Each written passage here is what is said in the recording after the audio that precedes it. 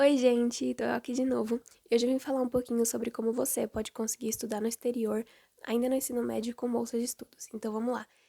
Eu já me apresentei no meu outro vídeo, mas se você não me conhece, meu nome é Júlia. Eu passei em 7 boarding schools nos Estados Unidos e eu vim falar um pouquinho mais dessa oportunidade. Primeiramente, o que são boarding schools? Boarding schools são colégios internos que existem ao redor do mundo inteiro e lá você dorme, come, tem tudo na escola, sabe? Você pode sair também, mas você passa a maior parte do seu tempo no campus. E por isso, eu gostaria de, assim, enfatizar uma coisa aqui.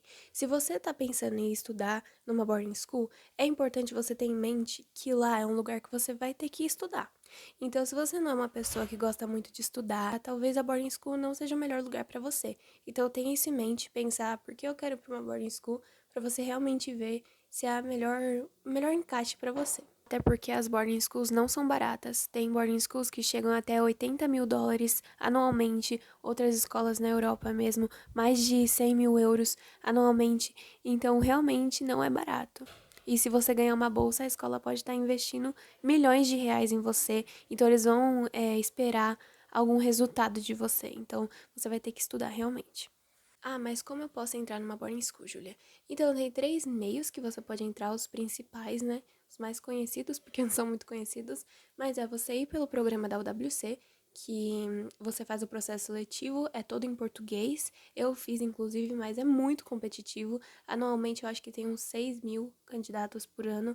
E assim, no final do processo, só 8 alunos passam. Então, é bem competitivo.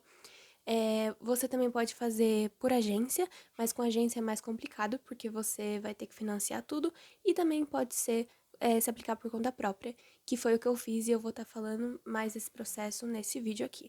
E quando você está se aplicando por conta própria, o processo inteiro, desde documentação até comunicação, tudo é em inglês. Então, para deixar claro aqui que você vai precisar ter um nível assim intermediário para você conseguir, assim, no mínimo um intermediário para você conseguir realmente fazer as entrevistas, fazer tudo, porque tudo vai ser em inglês, teste de proficiência, então tenha isso em mente também.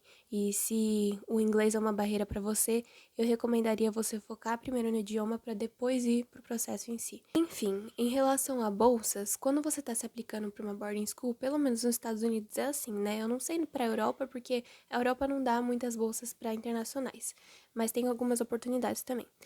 Mas existem dois tipos de bolsas. Tem a Merit Scholarship, que é a bolsa de mérito. Então, como o nome próprio já fala, ela vai analisar seu mérito e, em cima disso, vão te dar ou não uma bolsa.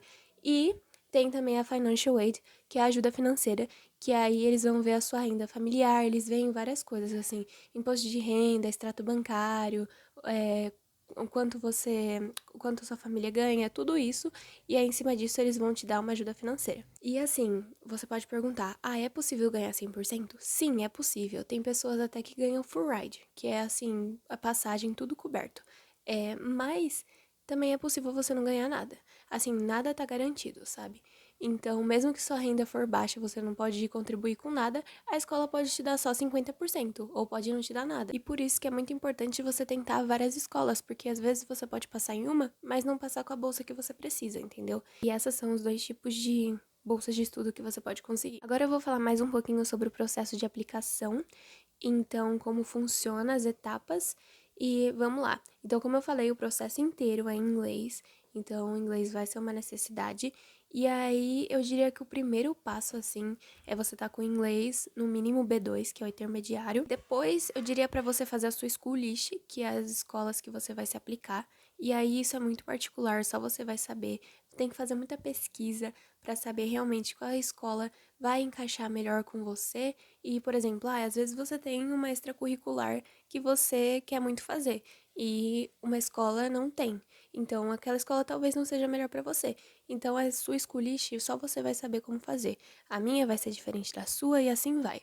E assim, é muito relativo, sabe? Não é porque eu fui rejeitada numa escola que você também vai ser, ou que eu fui aceita em uma e você vai ser. Então é muito relativo e só você vai poder fazer a sua school list. E é uma parte cansativa porque você tem que fazer pesquisa, pesquisa, pesquisa. E eu indicaria você colocar na sua school list umas 15 escolas no mínimo. Por quê? Porque, como eu falei, você pode passar numa escola e não ganhar bolsa.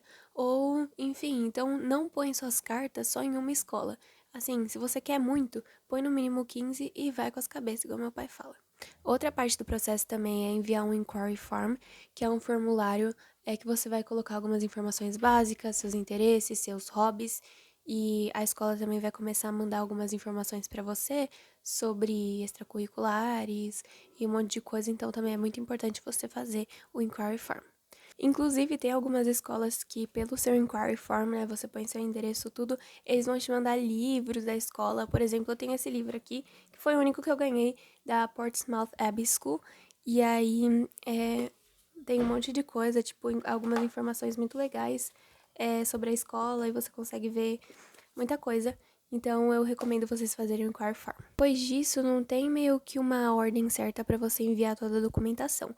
Então, tudo que eu vou falar aqui não tem que ser nessa ordem certinha, porque o processo, ele começa lá para agosto e termina nas deadlines, né, que é mais ou menos dia 15 de janeiro e 1º de fevereiro. Algumas ficam abertas depois, mas geralmente é essa data aí. Então, entre agosto até as deadlines é o tempo que você vai ter para enviar tudo. Então, assim, eu acho que em cima das suas escolas você tem que ver por qual plataforma você vai se aplicar e aí você começa a ver a documentação. Mas isso não foge muito, assim, de cada processo, não. Então, como eu falei, não é uma ordem cronológica, não é a certa, você que vai ter que fazer a sua administração. Mas a gente tem o Student Profile, que é o seu perfil de estudante, que você vai falar sobre suas conquistas acadêmicas, de extracurriculares, as suas extracurriculares, e você vai enviar. Aí também precisa das suas redações, que as redações são muito pessoais, assim, você vai ter que ter tempo para trabalhar nelas.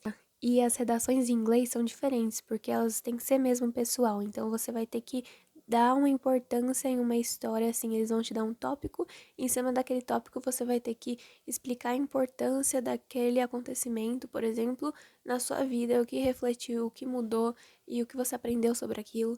Então as redações são uma parte assim que você tem que realmente refletir e pensar como você vai contar aquela história naquele determinado tópico que eles deram para você.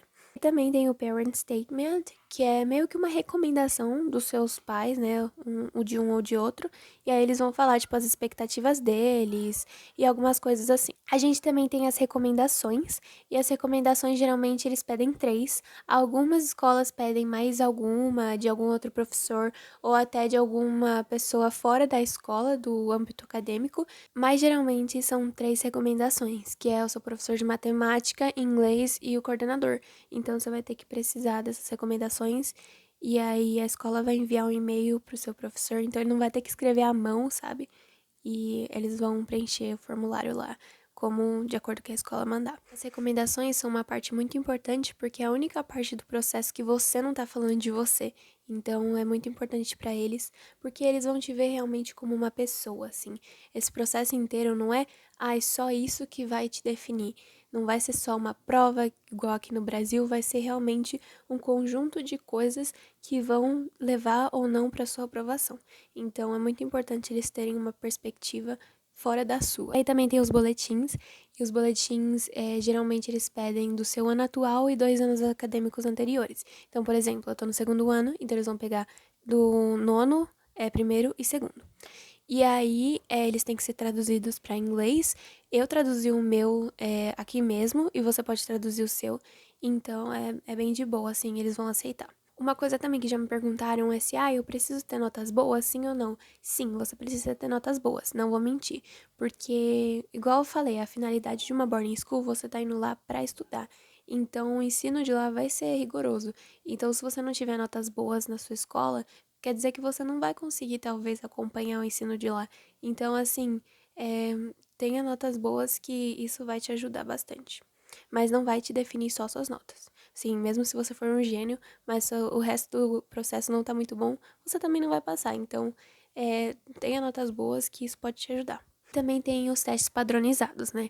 Que geralmente eles pedem o teste de proficiência e o Enem americano, né? Que chamam assim, mas é diferente do Enem. Tem só matemática em inglês, então é um pouco menos complexo, mas ainda tem que se preparar bastante e estudar. Eu, Júlia, não fiz esse Enem americano, porque no meu ano ele era opcional por causa da Covid, muitos centros aqui fecharam e aí eu ia ter que viajar para fazer lá para fora, então eu não fiz e muitas escolas eram opcional, mas eu acho que esse ano, como a Covid já tá abaixando, não vai ser mais opcional. Geralmente os testes, eu vou falar aqui vários nomes, você tem que fazer um deles, né? E parece assim, tudo a mesma coisa, mas não é, eu juro que cada um é diferente. O ACT, o SAT, o PACT e o SAT. Aí vai ser muito pessoal, você que tem que escolher qual você tem que fazer e ver. Algumas escolas aceitam alguns, outras não. Geralmente o que eles mais aceitam é o SAT e o ACT. E aí também tem o teste de proficiência. E aí o teste de proficiência, os mais conhecidos assim, que são mais aceitos pelas boarding schools, é o TOEFL. O TOEFL, assim, é o pioneiro. Então, se você tá se aplicando para os Estados Unidos, eu super recomendaria fazer o TOEFL, porque, assim, o TOEFL é certeiro. Não tem uma escola, praticamente, que não aceita o TOEFL nos Estados Unidos. Então, tem o TOEFL, tem o IELTS. O IELTS, ele é mais aceito na Europa e também na Inglaterra. Então, tem escolas também que aceitam, bastante escolas nos Estados Unidos que aceitam, mas eu recomendaria ainda fazer o TOEFL. E também tem o DET, né? E o DET é o Duolingo English Test, e ele é mais barato. Então, muitas pessoas estão optando por fazer ele é $49, e aí o TOEFL tá $215, e o IELTS tá nessa média também. Então, muitas pessoas fazem o Duolingo pelo custo-benefício, e muitas escolas estão aceitando agora o DET. Então, você tem que ver qual você tem que fazer e qual você acha melhor pro seu bolso e tudo mais. Eu fiz o TOEFL, como eu disse, mas cabe a você fazer o qual você acha melhor. E depois eu vou gravar um vídeo para falar um pouquinho mais de dicas sobre o TOEFL, enfim. Geralmente você precisa ter uma nota mínima, sim, que é, assim, no mínimo a metade da prova. Tem escolas que pedem uma nota mais alta, tipo mais que 100 no TOEFL, que é mais difícil de conseguir, mas tudo é preparação. E aí eu vou dar algumas dicas para vocês em outros vídeos. Parte de documentação é isso. Claro que tem outras documentações depois na matrícula e outros processos, mas a documentação é isso. Você envia tudo antes da deadline. Também tem as entrevistas, né? E as entrevistas você vai falar com o nativo lá do Admissions Office. Então, por isso, o inglês é tão importante para você conseguir entender e fluir mesmo a conversa. Mas não é nada de outro mundo. Tem que se preparar, mas não é algo assim, oh meu Deus do céu. É isso, eu acho que eu consegui dar um geral, assim, sobre o processo, mas, assim, tem outras coisas, outras dicas, parece ser simples, mas não é. Eu achava antes que era simples, né, olhando as pessoas falando, parece ser super fácil, mas, assim, é um processo cansativo, exaustante, vai ter alguns dias que você não vai querer fazer nada e você só precisa, assim, enviar um e-mail, mas você vai ter que fazer, sabe? Você vai ter que mesmo se policiar.